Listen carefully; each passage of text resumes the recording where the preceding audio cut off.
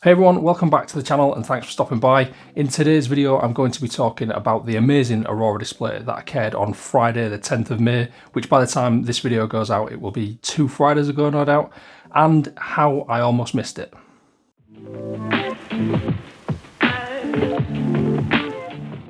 So as I'm sure many of you are aware, a G5 extreme solar storm hit the planet on Friday the 10th of May, creating a spectacular display of the northern and southern lights, making them visible from many parts of the globe. Now on that Friday, I'd made my way up to the northeast of England with my friends Tom and Steve for a photography trip that didn't originally include shooting the auroras, as we were completely unaware of the impending display.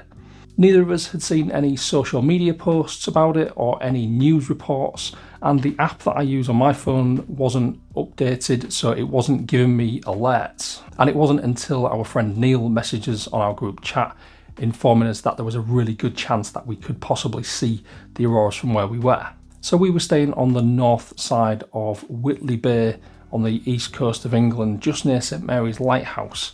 And as we made our way down to the seafront at around 10:15 PM, there were already lots of people making their way down in the same direction. So they'd clearly seen something that had prompted them to go down and take a look.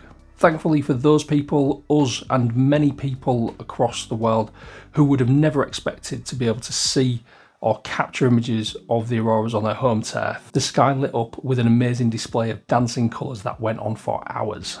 So as the final light from the fading sunset disappeared and the sky got darker, we started to notice some of the early signs of an impending aurora display, and these became more and more obvious as the strength and the intensity of the auroras began to build. At first we could just see green, and that lasted for a little while, and then eventually we got to see purples, blues and reds, which was absolutely fantastic. So Tom and I had set our cameras up in a slightly different spot to where most people seem to be congregating. But as the display got bigger and better, people started moving around and they started coming over and asking questions, and some people started asking for tips on how to get better images on their phones, which was absolutely fantastic because it felt like this cosmic event had brought people together in what felt like almost like a little mini festival. It was absolutely fantastic.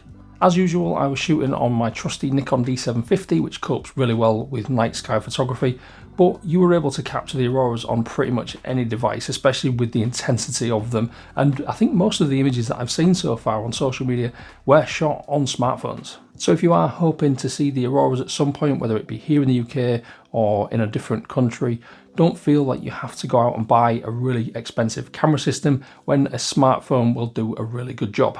Now, I'm very thankful to have witnessed multiple aurora displays while I've been visiting Iceland over the years, but I can honestly say that I've never seen a display quite like this one. The intensity of the colours and the overall brightness and size of this display was utterly mind-blowing. So the only letdown on this occasion was the fact that I had no real foreground interest. As close as we were to St Mary's Lighthouse, it just wasn't in the right position for me to shoot the auroras over it. So instead I used the lights of Whitley Bay in the distance, and I also shot directly up as that's where the auroras were the most intense. And the overall experience was so amazing, so I'm not going to let that bother me too much. Now this was an incredibly significant event, and at this time they are classing it as a possible once in a lifetime occurrence.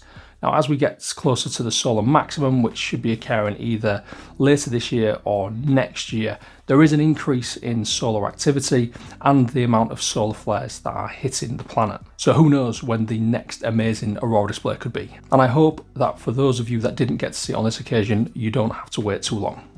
Okay, that was just a quick little recap about my first experience shooting the auroras here in the UK.